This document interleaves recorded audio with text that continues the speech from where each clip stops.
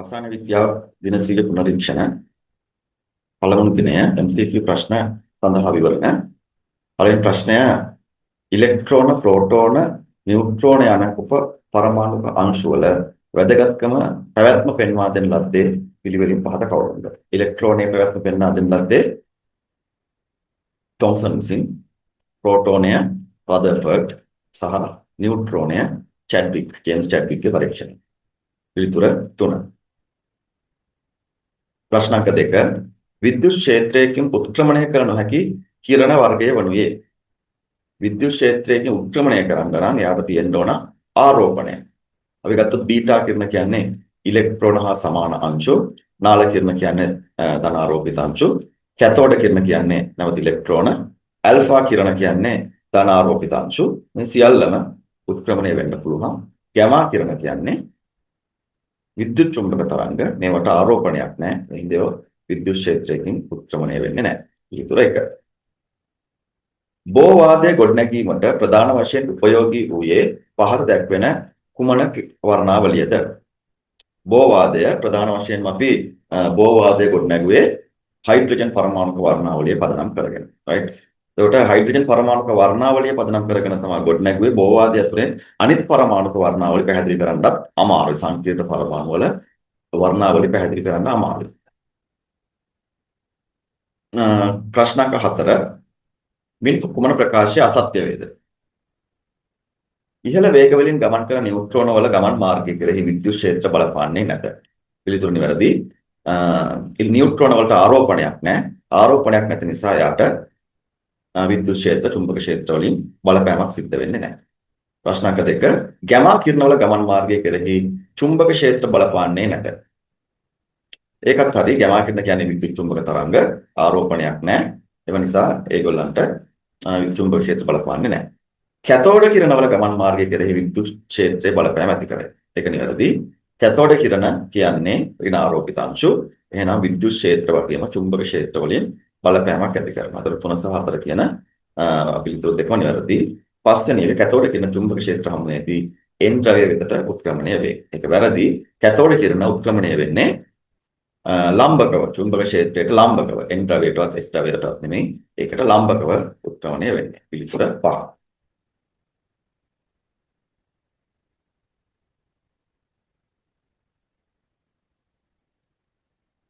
ඊට පස්වෙනි පිළිතුර සමස්ථානික පිළිබඳව අසත්‍ය ප්‍රකාශය වන්නේ. ඒවායේ පරමාණුක ක්‍රමාංක 1 හා සමානයි. මොකද අපි සමස්ථානික කියලා කතා කරන්නේ?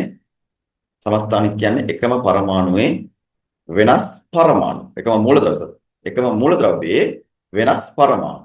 ඒතර යම්කිසි මූලද්‍රව්‍යයක් අපි සමානයි කියලා අඳුනගන්නේ කොහොමද? ඒ මූලද්‍රව්‍යයේ පරමාණුක ක්‍රමාංකය.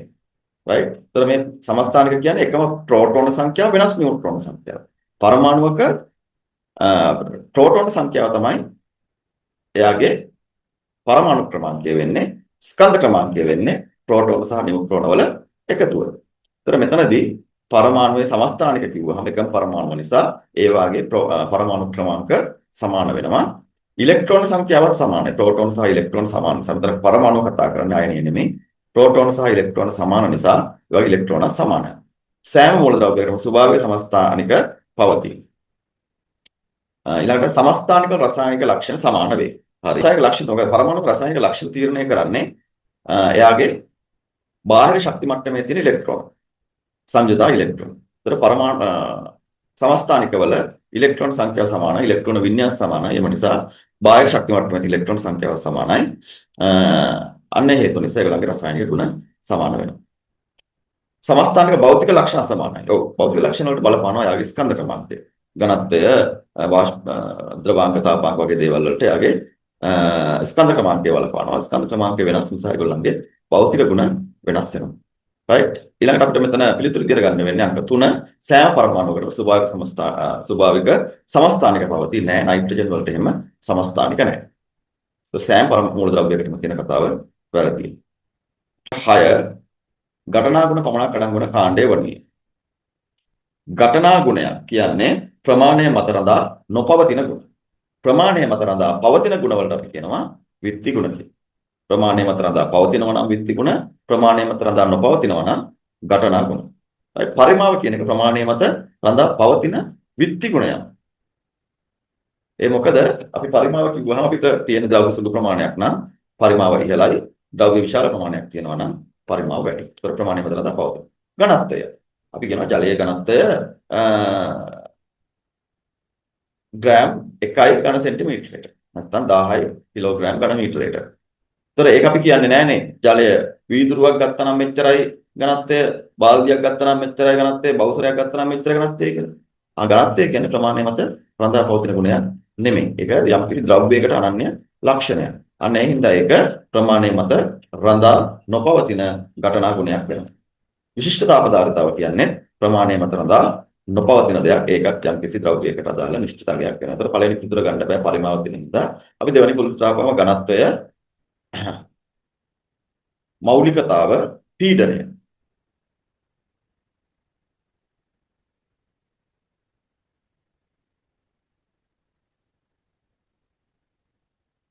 තුන්වෙනි පිළිතුර අපම ඝනත්වයේ මෞලිකතාව ස්කන්ධය.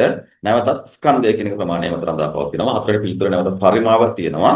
ඊළඟට පස්වෙනි පිළිතුරෙත් නැවත පරිමාව තියෙනවා. දැන් නිවැරදි පිළිතුර අපි තෝරගන්න පුළුවන්. දෙවෙනි පිළිතුර ඝනත්වයේ මෞලිකතාව සහ පීඩනය කියන එක. ඊළඟට අපි යනවා හත්වෙනි ප්‍රශ්නයට.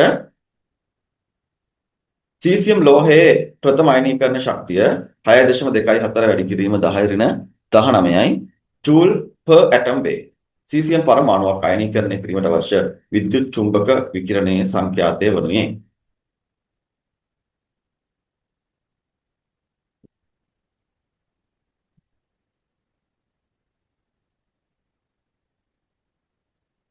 රයිට්, මේ සඳහා අපිට වැදගත් වෙන සමීකරණය තමයි E සමානයි HF කියන එක. H කියන ප්ලාන්ක් නියතය 6.26 වැඩි කිරීම 10 ඍණ 34යි ජූල්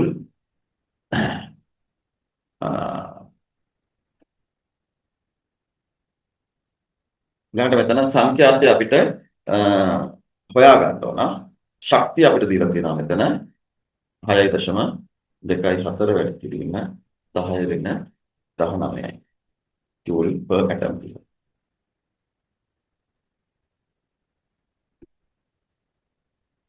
එහෙනම් අපිට F සංඛ්‍යාතය හොයාගන්න පුළුවන්. සංඛ්‍යාතය මේ ගණනය කරපුවාම එනවා 9.42 වැඩි කිරීම 10 14යි කියලා.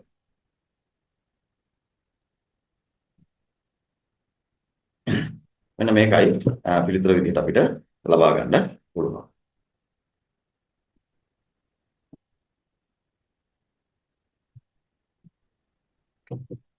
පිළිතුර 3. ඩී කාක්ෂිකයක් සඳහා තිබිය හැකි චුම්බක ක්වොන්ටම් අංකය වන්නේ.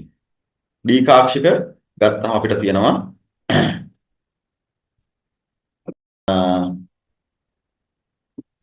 ඩී කාක්ෂිකයට අපිට තියෙනවා මේ වගේ පාක්ෂික පහක්. මේකට අපිට ක්වොන්ටම් අංක දාන්න පුළුවන්. ඍණ 2, ඍණ 1, බිංදුව, ධන 1, ධන 2 කියලා.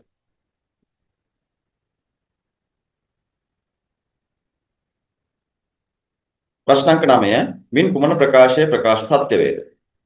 ඇල්ෆා අංශු වලට වඩා විනිවිද යාමේ බලයක් බීටා අංශු වලට ඇත. හරි. ඇල්ෆා අංශු කියන්නේ ප්‍රෝටෝන දෙකක් නියුට්‍රෝන දෙකක් තියෙන බර අංශු. ඒවට සාමාන්‍ය පත්‍ර කඩදාසියකින් පවා නවත්තන්න පුළුවන්. ඔය බීටා වලට එහෙම නැහැ. ඊට වඩා වැඩි විනිවිද යාමේ බලයක් තියෙනවා. ඇල්ෆා අංශු වලට වඩා අයනීකරණ බලයක් බීටා අංශු වලට ඇත. ඒ ප්‍රකාශය වැරදි. බීටා අංශු වල ඉහළ අයනීකාරක බලයක් තියෙනවා බීටා අංශු වලට. මොකද එයාගේ ආරෝපණයක් තියෙන නිසා. බීටා අංශු මගින් හීලියම් වායු නිපදවිය හැක. නෑ. ඇල්ෆා අංශු වලින් තමයි හීලියම් වායු නිපදවන්නේ. මොකද ඇල්ෆා අංශු කියන්නේ හීලියම් න්‍යෂ්ටි වලට සමානයි.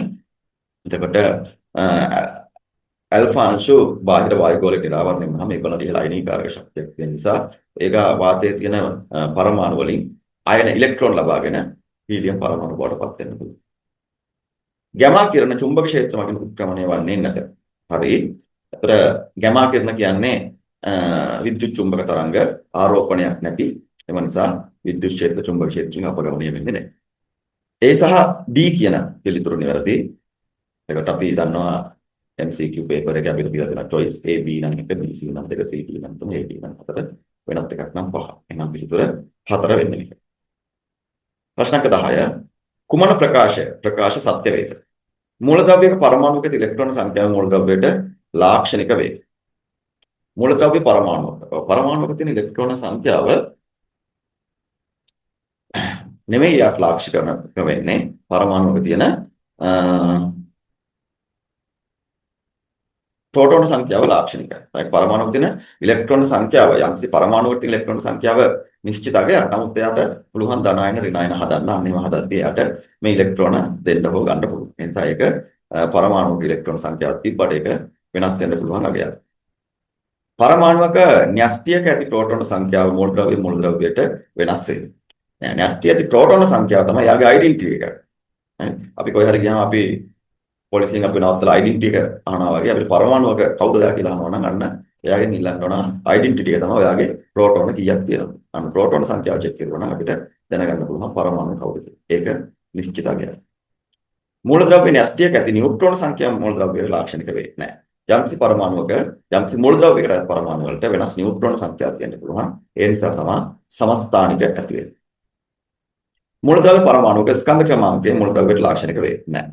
පරමාණු වල විවිධ ස්කන්ධ ක්‍රමාංක තියෙනවා විවිධ සමස්ථානික තියෙන නිසා එතකොට සමහර සමස්ථානික වල ස්කන්ධ ක්‍රමාංක මේ එකයි. අපි A B කියලා සමස්ථානික දෙකක් ගත්තාම A වල යම්කිසි සමස්ථානිකයක තියෙන ස්කන්ධයයි B වල යම්කිසි සමස්ථානිකයක තියෙන ස්කන්ධ ක්‍රමාංකයයි සමාන වෙන්න පුළුවන්. අපි මේවට කියනවා සමබාර කියලා.